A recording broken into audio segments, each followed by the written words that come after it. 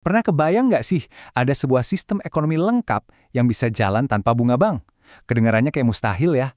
Tapi ternyata sistem ini ada, dan dasarnya adalah cara pandang yang sangat beda soal uang, bisnis, dan masyarakat. Yuk kita coba kupas tuntas barang-barang prinsip-prinsip utama dari ekonomi Islam ini.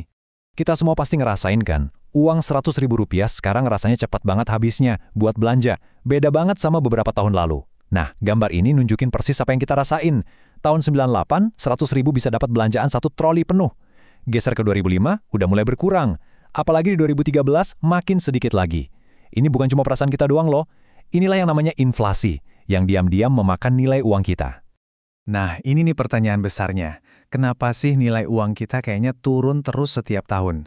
Sebenarnya apa yang terjadi? Well, jawabannya ternyata ada di dalam sejarah uang itu sendiri dan gimana cara uang itu berubah dari zaman dulu sampai sekarang. Oke, kita mulai dari akarnya dulu ya. Evolusi uang, dari emas ke kertas. Jadi ceritanya, sistem keuangan dunia itu udah berubah total. Dulu banget, sebelum 1944, nilai uang itu dijamin sama logam mulia beneran, emas dan perak. Terus, ada perjanjian Bretton Woods yang bikin dolar AS jadi patokan dunia, dan waktu itu dolar masih dijamin emas. Tapi, momen paling krusial itu terjadi setelah tahun 1971. Kita masuk ke era yang namanya uang fiat. Artinya, nilai uang kita sekarang tuh ya, nggak dijamin sama aset fisik apa-apa lagi. Nilainya murni berdasarkan kepercayaan kita aja ke pemerintah dan kebijakannya. Bedanya kelihatan jelas banget di sini. Di satu sisi ada dinar dan dirham, koin emas dan perak asli. Nilainya ya ada di logam itu sendiri, bisa dipegang, nyata. Di sisi lain, ya uang kertas yang ada di dompet kita sekarang. Nilainya itu abstrak, cuma kesepakatan doang. Jadi kita tuh geser dari sesuatu yang real ke sesuatu yang ya berdasarkan trust aja. Nah, perubahan mendasar ini akhirnya ngebawa kita ke dua jalan ekonomi yang beda banget. Ini bukan cuma soal teknis loh, tapi soal perbedaan cara kita memandang dunia. Jantungnya ekonomi Islam itu ada di sini, di ide ini. Dari Allah, karena Allah, dan untuk Allah. Maksudnya apa? Artinya, semua aktivitas ekonomi, dari kita kerja, bisnis, jual beli, itu semua dilihat sebagai bentuk ibadah. Ekonomi bukan lagi sekedar urusan cari untung, tapi jadi bagian dari perjalanan spiritual kita.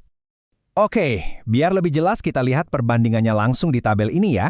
Ekonomi Islam itu jelas banget landasannya keimanan, sementara kapitalisme lebih sekuler. Keputusannya juga dipandu oleh halal dan haram, nggak seperti sistem yang cenderung bebas nilai. Dan yang paling penting, kepentingan sosial seringkali jadi prioritas. Makanya, pemerintah itu perlu turun tangan buat mastiin keadilan, misalnya lewat instrumen seperti zakat. Dan sekarang, kita sampai ke pertanyaan yang mungkin paling bikin penasaran. Gimana caranya ekonomi bisa jalan tanpa ada bunga sama sekali? Yuk kita bedah mekanismenya. Kuncinya itu ada di satu kata, riba. Simpelnya, riba itu ya bunga, atau keuntungan apapun yang dianggap gak adil dalam transaksi pinjam-meminjam. Dalam keuangan Islam, ini dilarang keras. Tapi bukan berarti gak boleh untung loh ya. Boleh banget, tapi caranya harus adil, lewat perdagangan atau investasi di sektor yang real. Salah satu solusinya namanya akad mudharabah. Anggap aja ini skema bagi hasil. Gini cara kerjanya, satu pihak kasih modal, pihak lain kasih keahlian buat jalanin proyek. Kalau untung, ya dibagi bareng sesuai kesepakatan di awal. Kalau amit-amit, kerugian uangnya ditanggung sama investor. Adil kan? Ini bener-bener kemitraan, bukan hubungan utang piutang. Ada lagi nih model lain, namanya murabahah. Ini intinya pembiayaan jual beli. Prosesnya gampang banget. Bayangin deh, Anda mau beli motor, datang ke bank syariah.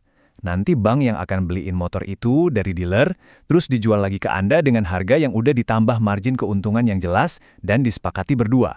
Anda tinggal bayar cicilan. Jadi jelas banget kan transaksinya? Ini tuh jual beli, bukan pinjem duit terus dibungain. Tapi tunggu dulu, ekonomi Islam itu bukan cuma soal transaksi komersial aja loh. Ada pilar lain yang penting banget buat keseimbangan sosial. Yuk kita lihat zakat dan wakaf. Di sini kita lihat ada dua instrumen sosial yang luar biasa. Zakat itu kayak jaring pengaman sosial, sebuah pilar solidaritas buat bantu sesama. Sementara wakaf, itu kayak warisan kebaikan yang nggak ada putusnya. Aset produktif yang didonasikan buat umum, manfaatnya ngalir terus, turun-temurun. Keren ya? Ini investasi sosial yang abadi. Nah, alur ini nunjukin gimana zakat bekerja di dalam sistem ekonomi.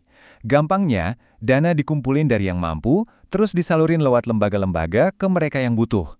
Ini bikin sirkulasi kekayaan jadi lebih adil, jadi nggak ada yang ketinggalan, dan stabilitas sosial juga lebih terjaga. Oke, sekarang kita tarik semua konsep tadi ke negara kita sendiri. Di bagian terakhir ini, kita bakal ngintip potensi ekonomi syariah di Indonesia.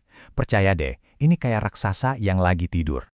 Lihat angka ini, 3 triliun dolar. Wow, itu estimasi potensi ekonomi syariah di Indonesia. Angka yang gede banget kan? Ini kesempatan yang nggak bisa kita cuekin gitu aja. Jadi, kenapa sih potensinya bisa segede itu? Coba kita lihat datanya, ini menarik banget. Kita punya 229 juta penduduk muslim, ekonomi kita salah satu yang terbesar di dunia. Tapi, ironisnya, 74% UMKM kita malah susah dapat modal.